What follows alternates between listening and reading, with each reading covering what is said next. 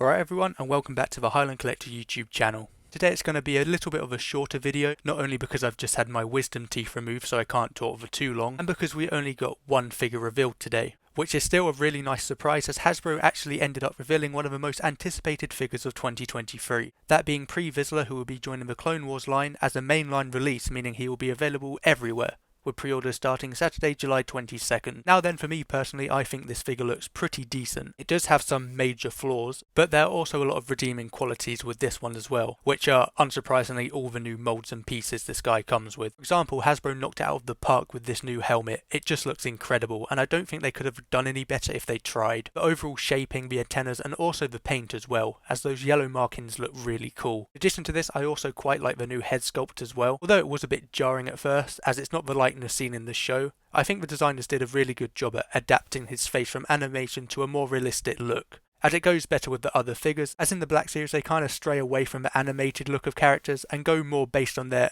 live action appearance. But with characters like Pre Vizsla, who has never actually appeared in any live action media, Hasbro just kind of have to make it up, and I think they did a really good job. The facial expression given to him is quite stern, which reflects the character's menacing demeanour. Also, that scar is an awesome detail too. For accessories, this guy comes with the Darksaber of course, two of those Mandalorian pistols, as well as his jetpack, which has some really nice detailing to it. But he doesn't come with his cape, which is fine because this version of Pre Vizsla is actually based off Season 5 where he doesn't wear a cape, so it's not really needed here. Knock it! But regardless, it would have made for a really nice added bonus, especially because, like I said, this figure does have some pretty big flaws. Now then, where this figure unfortunately falls down is with the body, because for whatever reason Hasbro, being the geniuses they are, have decided to reuse that old Jango Fett body from 2016?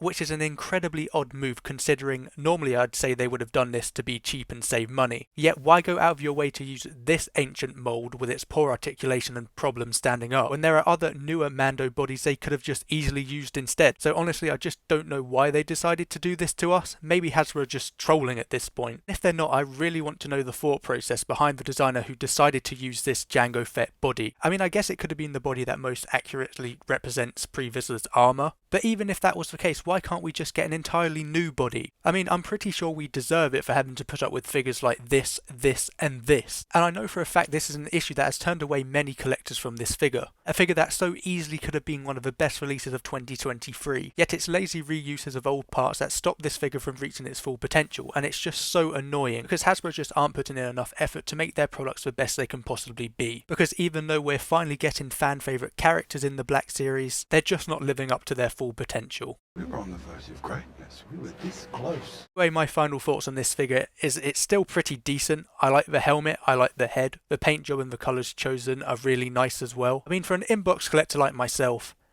it's a good looking Pre Vizsla. So even though the reusing of an old body may not necessarily affect me as much, it still does leave a sour taste in my mouth knowing this is how Hasbro treats its loyal fans. Anyway, those are my quick thoughts on this new controversial figure. Let me know what you guys think down below, and I'll see you in the next one.